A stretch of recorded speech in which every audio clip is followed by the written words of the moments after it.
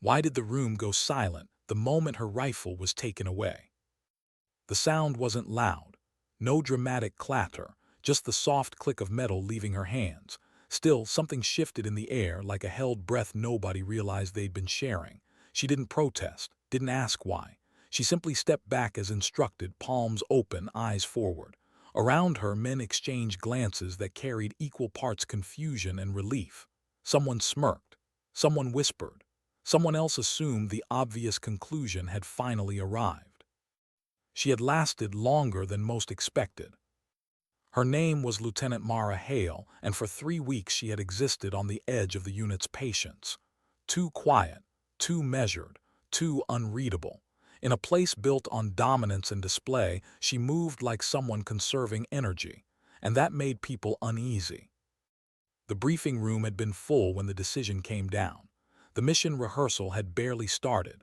Satellite images frozen on the screen, call signs scribbled on glass. The rifle confiscation wasn't framed as punishment, just procedure. A test, temporary, but Mara knew better. She'd seen this before, dressed up in different uniforms, spoken with different accents.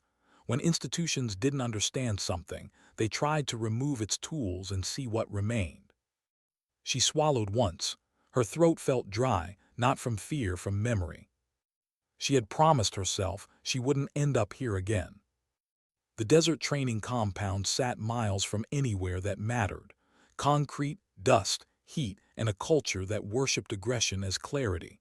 Mara had been assigned there as part of a joint evaluation, an outsider folded into a team that didn't ask for her and didn't hide it. Her file was thin, sanitized. What little background they had painted her as competent but unremarkable. That was intentional. She had learned long ago that excellence attracted attention, and attention attracted questions. Questions got people killed. So she stayed quiet, took notes, met standards, nothing more. Still, eyes followed her, especially his. Captain Ross Mercer had noticed her on day one, not because she stood out, but because she didn't. He had spent his career around men who filled space loudly, who mistook confidence for capability. Mara occupied space differently, like someone aware of every angle, every exit. He'd caught her watching reflections in windows, counting footsteps, measuring distances without moving her lips. Mercer told himself it meant nothing. He was wrong. By week 2, the comments started. Subtle at first, jokes about her grip, her silence, her size. She absorbed them all with the same blank calm. Inside, though, something old pressed against her ribs, the familiar tension between endurance and erosion. She had survived worse than words, but she had also learned that silence, left unchecked, could hollow a person out. Still, she stayed quiet. Until the drill. It was supposed to be simple, close quarters simulation, 5-man team versus 1 evaluator, non-lethal engagement, 30 seconds. The goal wasn't to win, it was to assess response under pressure. Someone laughed when her name was called. Someone else said, "This'll be quick." Mara stepped into the center of the sand-filled enclosure without her rifle, without armor heavier than standard padding. She felt the sun on her skin, heard her pulse in her ears, and for the first time since arriving, she let herself breathe fully. Because this stripped-down moment, she understood. The whistle blew. The first man rushed her head-on, big, fast, confident. Mara sidestepped at the last second, not retreating, just redirecting. His momentum did the rest. He hit the ground hard, confused more than hurt. She didn't linger. The second and third came together, flanking wide. She dropped low, rolled through the dust, used their collision against them. A sharp strike to a nerve, a lock applied and released. No wasted motion, no flourish. By the time the fourth realized what was happening, it was already too late. The fifth hesitated. That hesitation cost him everything. 83 seconds after it began, the enclosure was silent again. No cheers, no shouts. Just disbelief. Mara stood alone, chest rising and falling evenly, hands steady. She checked each man quickly, not out of dominance but habit.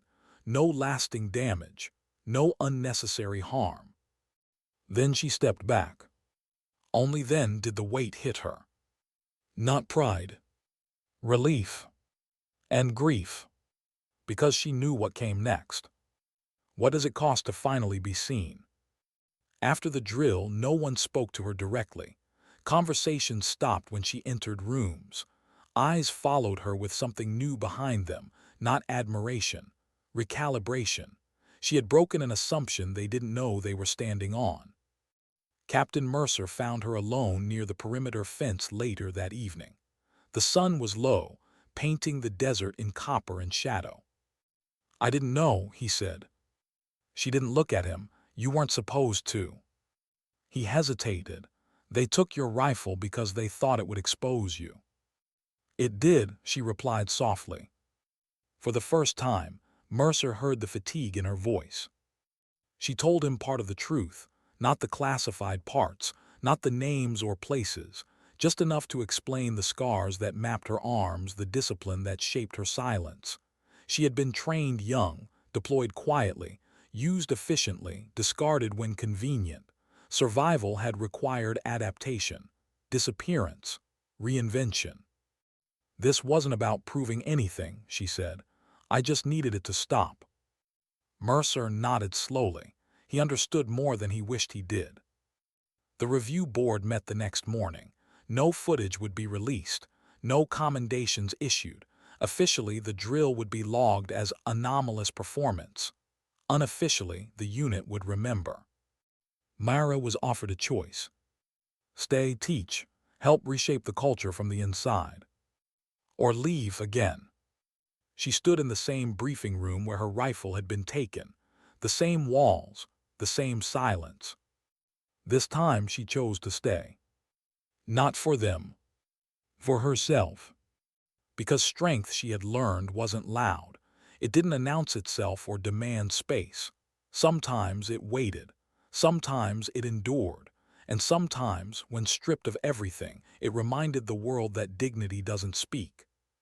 It acts. Why did she feel more exposed after the silence than during the fight itself? The enclosure had emptied, but the moment stayed behind, clinging to the sand and the air like heat after sunset. Mara Hale walked away from the training ground without looking back, each step measured, each breath controlled. She'd done exactly what she was told, exactly what she had always done. And still, something inside her felt off balance, like a door left open too long. She could feel the eyes on her, even when she couldn't see them. In the barracks corridor, voices dropped as she passed. Not mockery this time, something worse.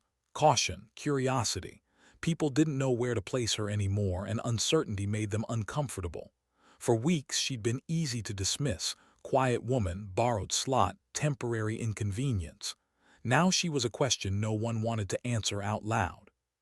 She stopped at her locker and rested her forehead against the cool metal for a second longer than necessary.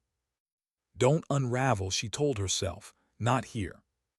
Her hands shook just slightly as she unlaced her boots. It annoyed her, not because of weakness but because of timing. The shaking always came late, after, when it was safe. Her body had learned that lesson the hard way: survive first, process later. She sat on the edge of her bunk and stared at the wall, letting the memory replay despite herself.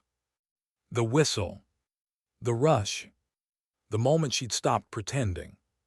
She hadn't planned to end it that fast. Speed wasn't the point. Control was. The instructors thought removing her rifle would level the field. They didn't understand that the rifle had never been the weapon. It was just a tool, like the uniform, like the silence. The real weapon was awareness. And awareness never got confiscated. She closed her eyes, and for a brief, dangerous moment, she wasn't at the desert compound anymore. She was somewhere colder. Concrete walls, flickering light, the smell of antiseptic and iron, someone screaming down the hall not from pain but from fear. That was the sound that stayed with her.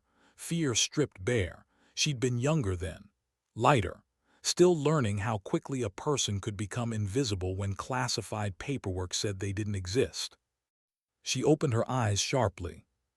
Not now. A knock sounded on the metal frame of her bunk, calm, controlled.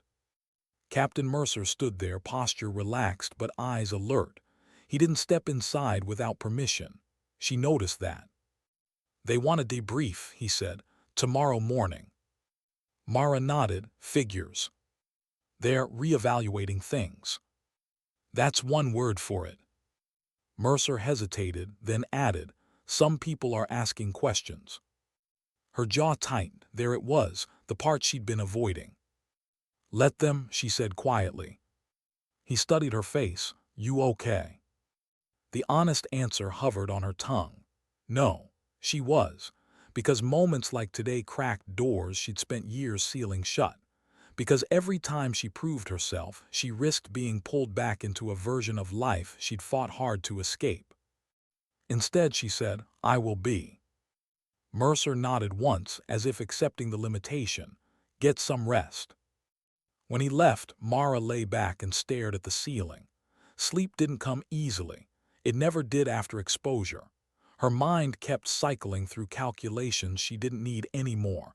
Angles, distances, contingencies. A habit left over from a life where relaxation was a liability. At some point, exhaustion won.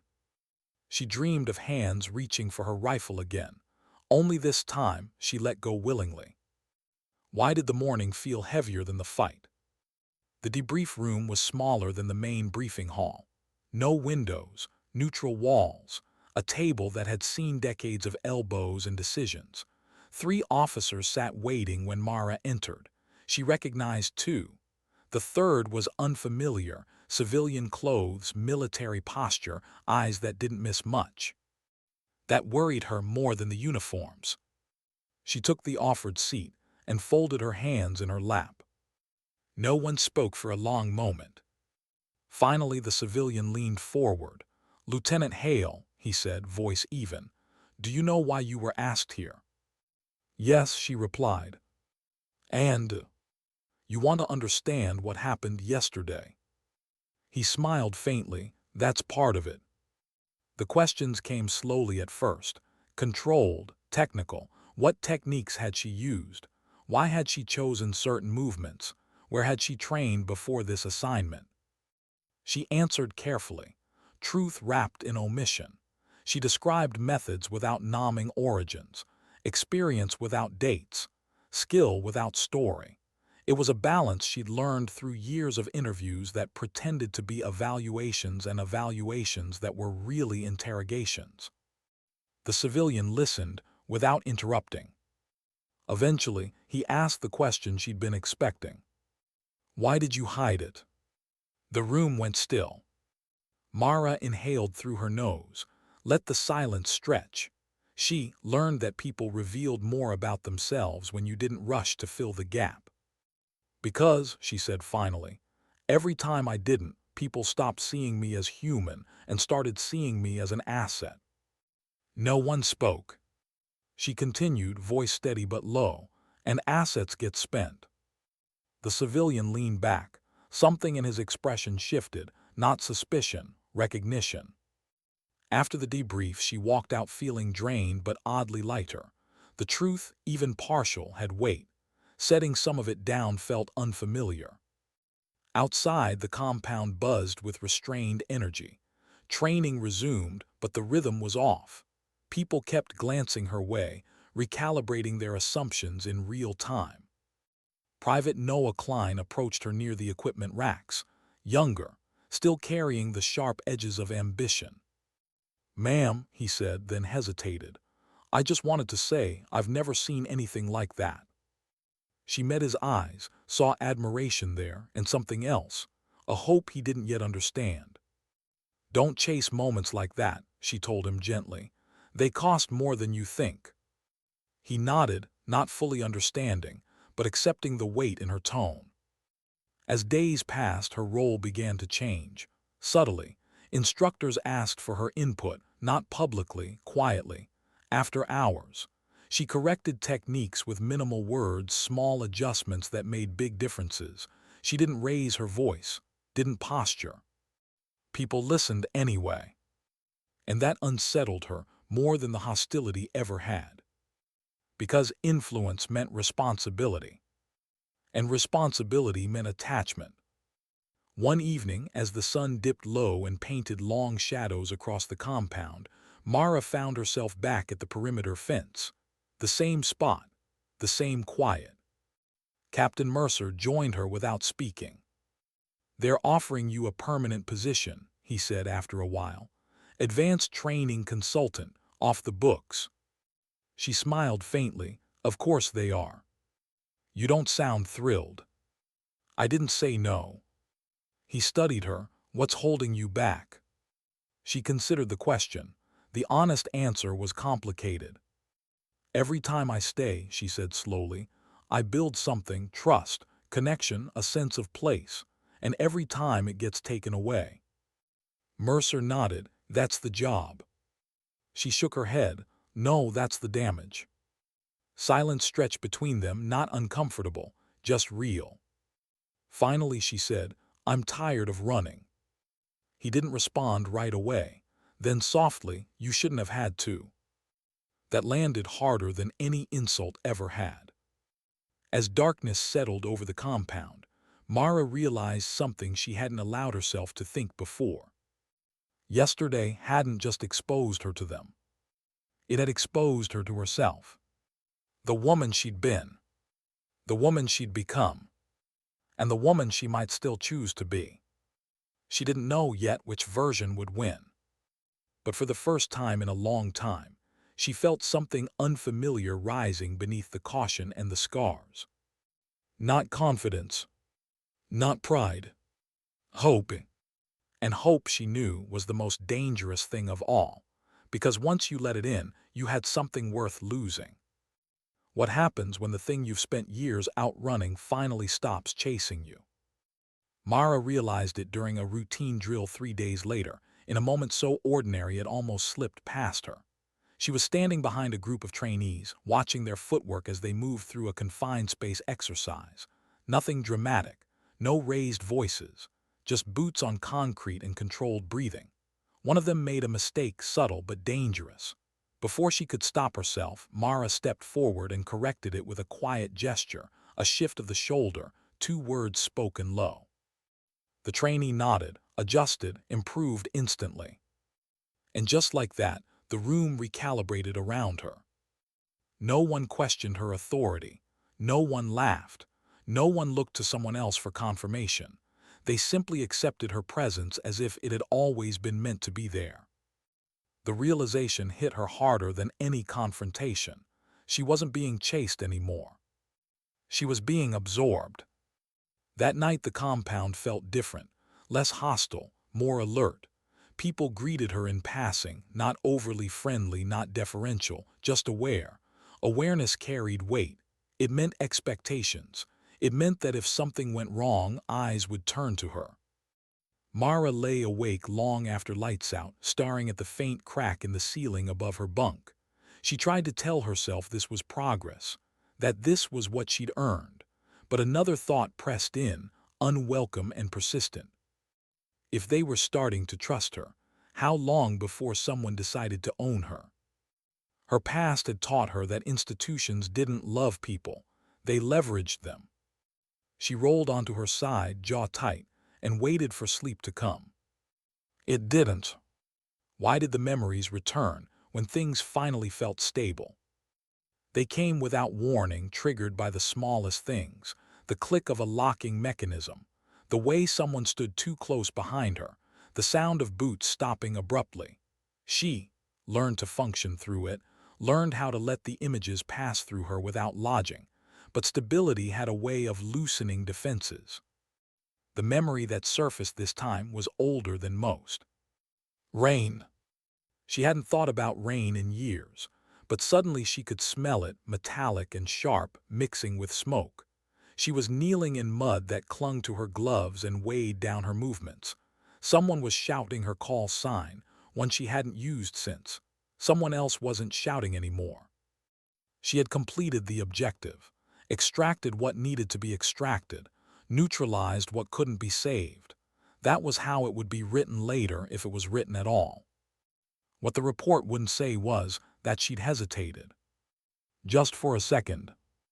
And that second had cost someone everything. Mara sat up abruptly, breath shallow, heart pounding. She pressed her palms flat against her thighs, grounding herself in the present. Bunk, barracks, desert air. She was here, not there. Still the guilt lingered. It always did.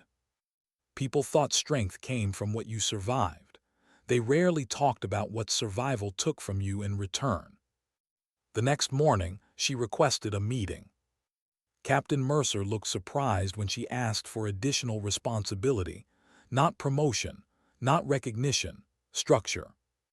"I want to build a module," she said, "not combat-focused, awareness, decision-making under uncertainty, the part that gets people killed before the shooting starts." Mercer studied her carefully. "You think they'll listen?" "They already are," she replied. "They just don't know why yet." He exhaled slowly. "You sure you're ready for this?" The question wasn't about competence. They both knew that. She met his gaze. "No," she said honestly, "but I'm tired of pretending readiness is a feeling." The first session was small, 6 trainees, voluntary attendance, no rank emphasis. Mara stood at the front of the room without slides, without notes, just a marker in her hand she never used. She started with a question instead. "When was the last time you were wrong and survived it?" The room went quiet. She let it. One by one they answered, poor assumptions, missed cues, overconfidence. Each story carried the same undercurrent, relief wrapped in embarrassment. Mara listened without interrupting, without correcting. Then she spoke. "You don't die because you're weak," she said calmly. "You die because you assume the world will behave the way you expect it to." She didn't tell them about rain or mud or names she refused to remember. She didn't need to. The truth landed anyway. Word spread. Attendance grew. So did scrutiny. Why does attention always arrive late and cost so much? 2 weeks later, a black vehicle arrived at the compound without announcement. No insignia, no explanation. Mara noticed it immediately. Old habits didn't fade, they adapted. She felt it in her chest before Mercer found her. "They want to talk to you," he said quietly. "Who's they?" He hesitated. "The kind of people who don't introduce themselves." Her stomach tightened, but her voice stayed even. "Where?" "Admin wing, secure room." As she walked, she felt the familiar narrowing of the world. Corridors became funnels. Doors became thresholds. She reminded herself that she wasn't powerless anymore, but power had never stopped people from taking things. The room was windowless, 2 chairs, a table, 1 man inside. He stood when she entered. Late 40s maybe, calm face. Civilian clothes that cost more than most uniforms. He extended a hand she did not take. "Lieutenant Hale," he said, "or do you prefer your other name?" The room went very still. Mara kept her expression neutral. "You don't have authorization to use that." He smiled faintly. "We do now." She sat without invitation. "Why are you here?" "To make sure history doesn't repeat itself," he replied. She laughed once, humorless. "History repeats itself because people benefit from it." He studied her. "You're changing the culture here." "I'm teaching," she said. "There's a difference." "Not to everyone." Silence stretched. Then he said it. "We have a role that fits your skill set, strategic, selective, better resource than before." Before. The word echoed. She leaned forward slightly. "You mean the version of me you buried?" He didn't flinch. "We preserved you." "You erased me," she said quietly. "There's a difference." He sighed. "You know how this works. People like you don't retire, they go dormant." Mara felt something harden inside her, not fear, clarity. "That's where you're wrong," she said. People like me get to choose now. For the first time, uncertainty flickered across his face. You'd walk away from this, he asked, from what you're built for. She thought of the trainees adjusting their stance, of quiet conversations after sessions, of the way the compound felt less sharp around the edges lately. I'm not walking away, she said. I'm walking towards something you can't control. He stood slowly. This isn't over. She rose to her feet. It never is. After he left, Mara stayed seated for a long time. Her hands trembled, not from fear, but from the weight of what she'd just done. She had closed a door that had defined her entire adult life. Outside, the sun was setting again, another long shadow stretching across the desert. Captain Mercer found her at the fence that evening, again. They came for you, he said. Yes. And I said no. He studied her face. You know they won't forget. I know. He was quiet for a moment. Then, you okay? Mara considered the question carefully. I don't know, she said, but for the first time I think that aloud. As darkness settled, she felt the familiar tension return, but beneath it something steadier. Something earned not through survival but through refusal. She had been taken apart before, used, reduced. This time she had stayed whole. And whatever came next, she would face it not as an asset or a shadow, but as a person who had finally decided where she stood. Even if the ground beneath her wasn't finished forming yet. Why did calm feel more dangerous than chaos ever had? The morning after she said no, Mara woke before the compound stirred, not from noise, from stillness, the kind that pressed against the ears and made old instincts whisper that something had already gone wrong. She lay there for a moment, breathing slowly, cataloging sensations the way she'd been trained to do. Bunk beneath her, cool air, no alarms, no boots running, just quiet. Quiet had always been deceptive. She dressed without rushing and stepped outside as the horizon lightened. The desert looked harmless at this hour, all soft color and long shadows, as if it were capable of forgiveness. Mara knew better. So did anyone who'd ever trusted it. She walked the perimeter alone, hands clasped behind her back, eyes scanning not for threats but for patterns. Nothing obvious had changed. And that was the problem. When systems adjusted, they rarely announced it. They absorbed resistance the way sand absorbed footprints, slowly, then completely. By mid-morning, it became clear she wasn't imagining things. Her training module had been temporarily paused. No explanation, no meeting, just a quiet rescheduling notice pushed through the internal system, framed as logistical housekeeping. The trainees noticed immediately. They asked questions. She answered honestly. I don't know. But inside she did. The refusal hadn't been accepted. It had been noted. Captain Mercer found her in the equipment bay, running a maintenance check she didn't need to run. He watched for a moment before speaking. They're applying pressure, he said. Yes. Subtle. Of course. He leaned against the rack. You want me to push back? She shook her head. Not yet. Why? Because I need to know how far they're willing to go. Mercer studied her face. You're testing them. I'm listening, she corrected. There's a difference. The pressure didn't come as confrontation. It came as distance. Meetings she wasn't invited to. Decisions made adjacent to her influence but never including it. A polite cooling that reminded her of old playbooks she knew too well. Marginalize, isolate, reframe the narrative. Myra felt the familiar pull to withdraw, to make herself smaller, to wait it out. She resisted it. That evening she sat alone in the small classroom where her sessions had been held. Empty chairs, whiteboards still marked with questions she hadn't erased. She ran her fingers along the edge of the table, grounding herself, and allowed a truth she'd been avoiding to surface. This wasn't about them anymore. This was about whether she believed she deserved to stay. Why did staying feel harder than leaving? The answer came uncomfortably fast. Because staying meant risk without escape. It meant building something knowing it could be taken away. It meant caring. And care had always been the liability that cost her the most. She remembered the first time she'd learned that lesson. Different country, different name. Same version of herself, younger, sharper, still believing competence alone could protect her. She had built trust then, too. A team that moved like one body. A commander who'd said, "We've got you," and meant it in the moment. Until circumstances changed. Until the mission became inconvenient. Until she did. The memory left a bitter taste in her mouth. She pushed it down and stood.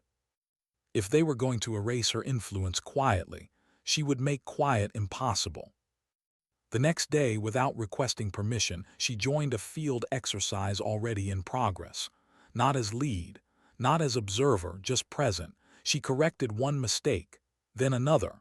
No speeches, no authority claims, just competence offered where it was needed. The effect was immediate.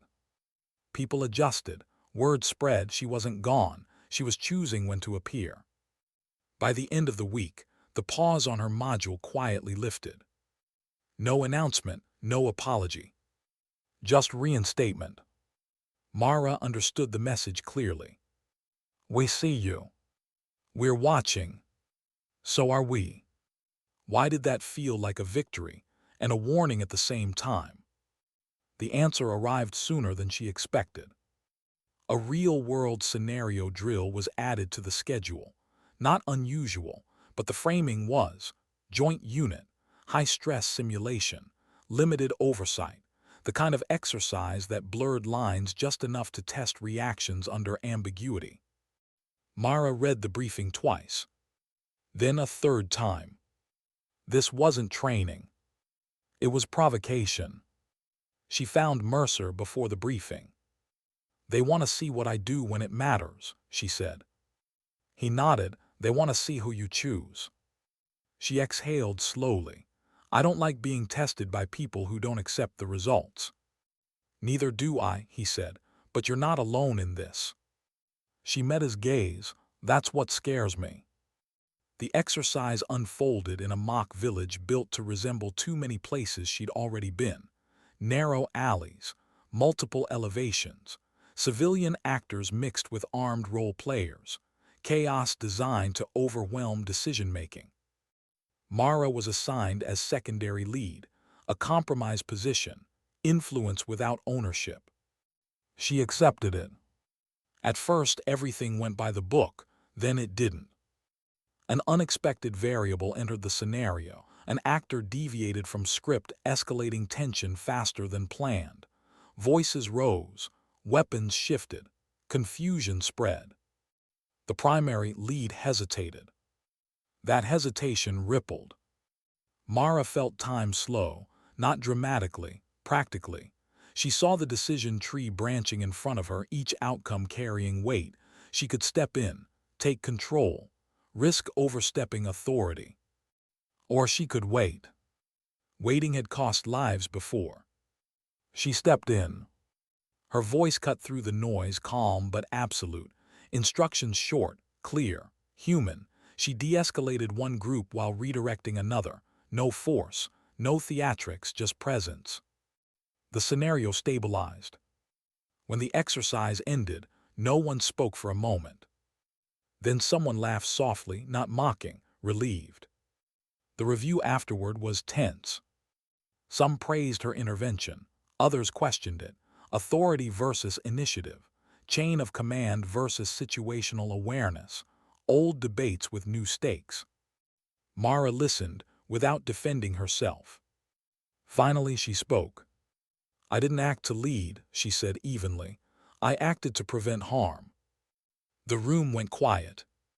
One of the senior evaluators frowned. "That's not always the same thing." "No," Mara agreed, "but it should be." After the meeting, Mercer caught up with her in the hallway.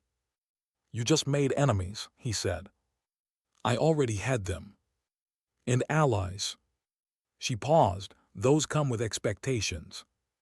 He smiled faintly. So does integrity. That night Mara stood at the fence again. The desert stretched out before her, indifferent as ever. She thought about the choice she'd made in that split second during the exercise, about how natural it had felt, not heroic, necessary. She realized then that something fundamental had shifted. She wasn't reacting anymore. She was deciding. Why did that realization feel both empowering and terrifying? Because decision meant ownership, and ownership meant consequence. The black vehicle did not return. Instead, a message arrived through official channels 2 days later, carefully worded, non-threatening, an offer to reopen dialogue. Mara deleted it. No response, no counter. Just silence. The silence held. In its place, something else began to grow, trust, slow and uneven, not given freely, earned in fragments. The trainees spoke more openly. Instructors adjusted their tone. Even the air felt less sharp. Mara knew it wouldn't last forever. Nothing did. But for now, it was real. She lay in her bunk that night and allowed herself a rare thought. Maybe redemption wasn't about erasing the past. Maybe it was about refusing to let it dictate every future choice. She didn't know how long she'd be allowed to stay. She only knew this. When they took away her rifle, they thought they were stripping her down to nothing. What they hadn't understood was that what remained had already survived being taken apart once before. And this time, it wasn't disappearing. Why did the quiet feel earned, and why did that make her suspicious of it? The compound settled into a rhythm that almost felt normal, not safe, normal. The difference mattered. Mara noticed it in the smallest ways, fewer sharp glances when she entered a room, questions asked without defensiveness, silence that no longer felt like a test. Even the desert seemed less hostile, its heat predictable instead of punishing. She didn't trust it. Experience had taught her that calm was often just the space between storms. Still, she allowed herself to work inside it, to build within the pause rather than wait for its end. Her sessions resumed fully now, no longer temporary, no longer questioned aloud. Attendance stabilized. People showed up not because they were told to, but because something in what she offered resonated with parts of themselves they didn't often acknowledge. She spoke less about tactics and more about judgment, about the moment before a decision, when uncertainty pressed hardest, about the cost of being right for the wrong reasons. She watched people change in increments so small they almost went unnoticed. A trainee hesitating before acting instead of rushing, an instructor asking for input instead of asserting it. These weren't victories that showed up in reports. They were quieter, and because of that, they mattered more. Still, something pulled at her attention. Patterns always did. She began to notice gaps, small inconsistencies in scheduling, a vehicle she didn't recognize parked at the edge of the compound late at night, communications rerouted through channels she didn't usually see, nothing overt, nothing provable. But enough. Captain Mercer noticed her watching the horizon one evening and didn't bother pretending he hadn't. "You feel it too," he said. She nodded. "They're not pushing." "That worries you." "It should worry everyone." He studied her profile in the fading light. "You think this is a setup?" "I think it's an assessment," she replied. "They're waiting to see if I'll relax." "And will you?" She allowed herself a small, humorless smile. "I never learned how." Why did leadership always arrive disguised as burden? The answer came when one of the trainees failed. Not dramatically, not publicly, just quietly stopped showing up. His name was Ellis, solid performer, consistent, not exceptional but dependable, the kind of person organizations relied on without ever really seeing. Mara noticed his absence on the third day and went looking for him herself. She found him sitting alone behind the maintenance hangar, back against the concrete, helmet on the ground beside him. He didn't look up when she approached. "I didn't quit," he said before she could speak. She sat down a few feet away, keeping her posture open. I didn't think you did. Silence stretched. They say I hesitated, he continued, that I froze. Mara waited. I didn't freeze, he said more sharply. I saw something they didn't. She nodded once. What did you see? He swallowed. That if I followed the order exactly as given, someone would get hurt, so I adjusted. And they called it deviation. Mara exhaled slowly. There it was again, the old fault line. What do you think? She asked. Ellis finally looked at her. His eyes were tired. I think I was right, and I think that makes me a problem. The words landed with a weight she knew too well. Being right doesn't always protect you, she said gently, but it doesn't make you wrong. He laughed bitterly. Feels the same when you're the one paying for it. She stood and offered him a hand. He hesitated, then took it. Come back tomorrow, she said. If they want to evaluate judgment, they should see all of it, not just the parts that fit. Ellis nodded, something steadier returning to his posture. As they walked back, Mara felt the familiar tightening in her chest. She had stepped in again. Chosen involvement, ownership.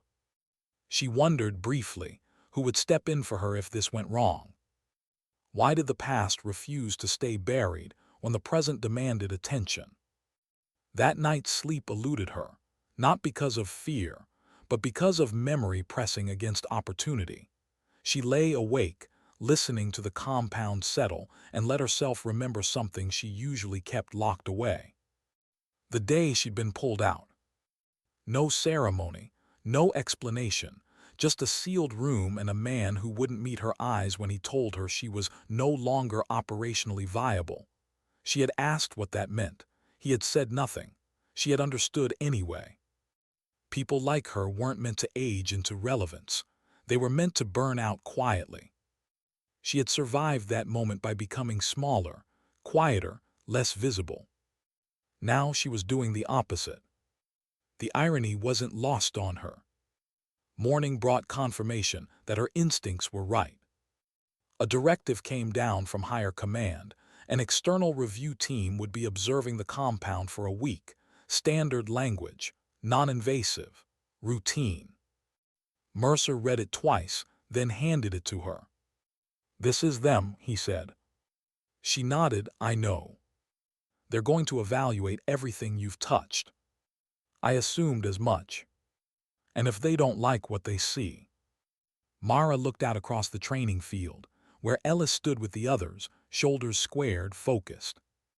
Then I'll accept the consequences, she said quietly, but I won't undo the work. The review team arrived with smiles and clipboards, polite, professional, disarming by design. They asked questions designed to sound neutral and landed like traps. Mara answered carefully but honestly. She didn't oversell, didn't minimize. She let the work speak. On the fourth day, an incident occurred. Not staged, not planned.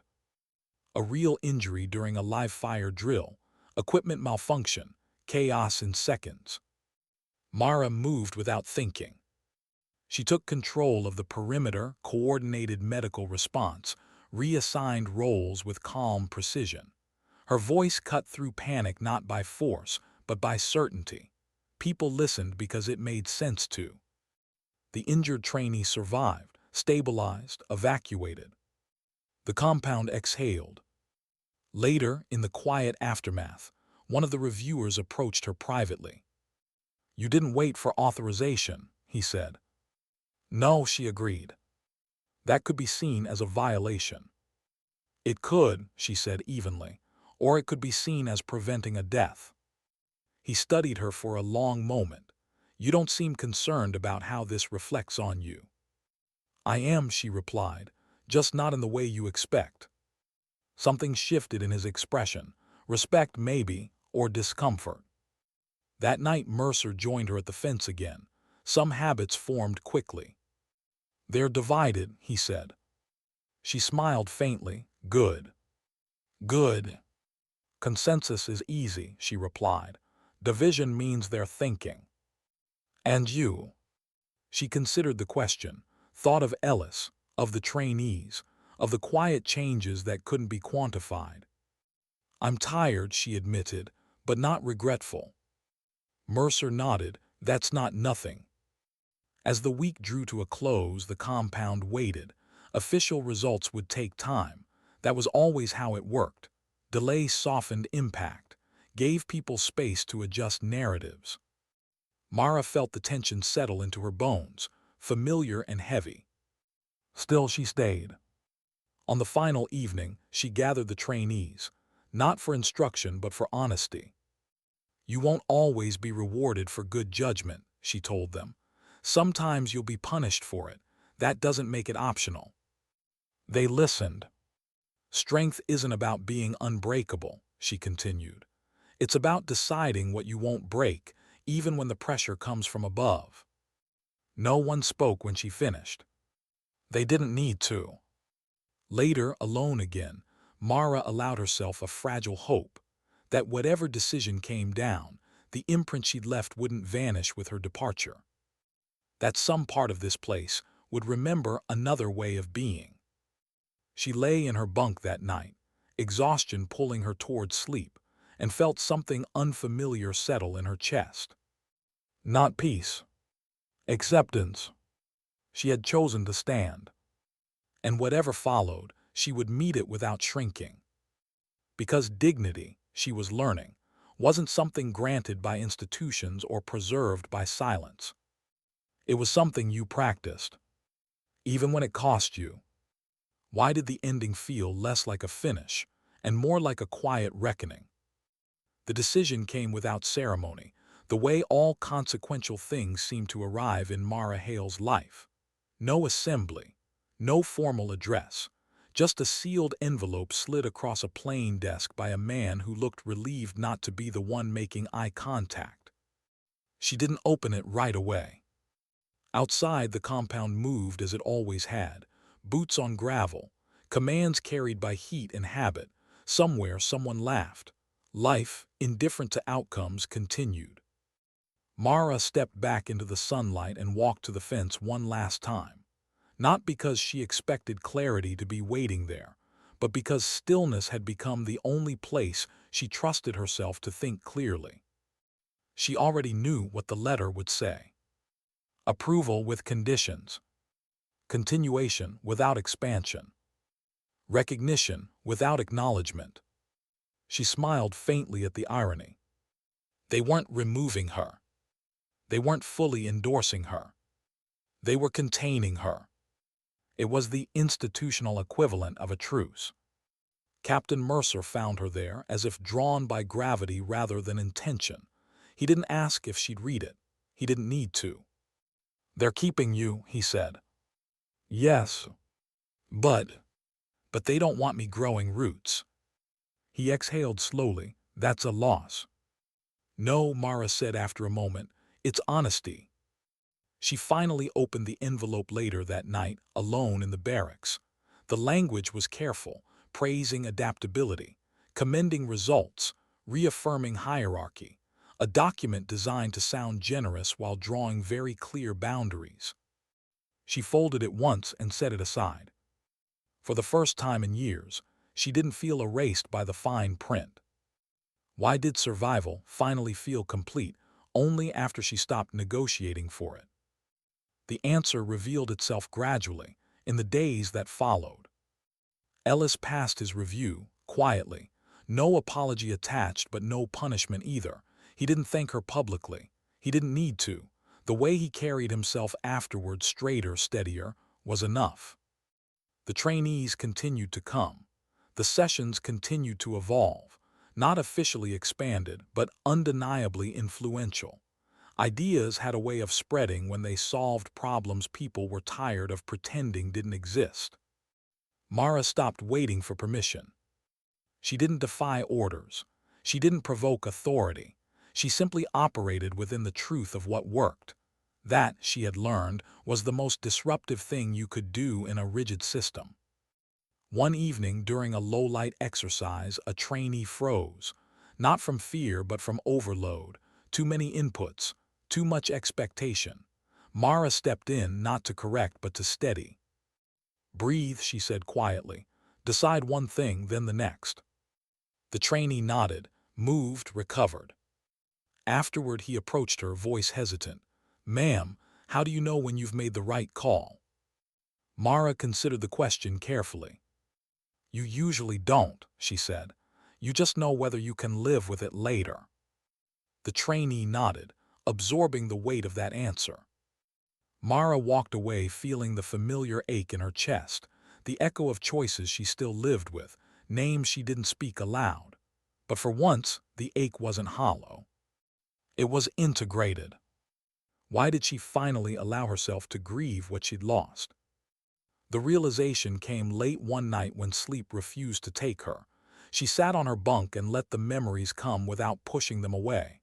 The rain, the mud, the hesitation that had changed everything. She didn't excuse herself. She didn't punish herself either. She acknowledged the truth she'd avoided for years. She had done the best she could with the information she had at the time. That didn't erase the outcome, but it ended the sentence she'd been repeating in her mind since that day. If only. She exhaled, long and slow, and felt something loosen inside her that had been tight for a very long time. Forgiveness, she realized, wasn't about absolution. It was about permission to continue without dragging every past version of yourself behind you. The next morning, she submitted a request of her own.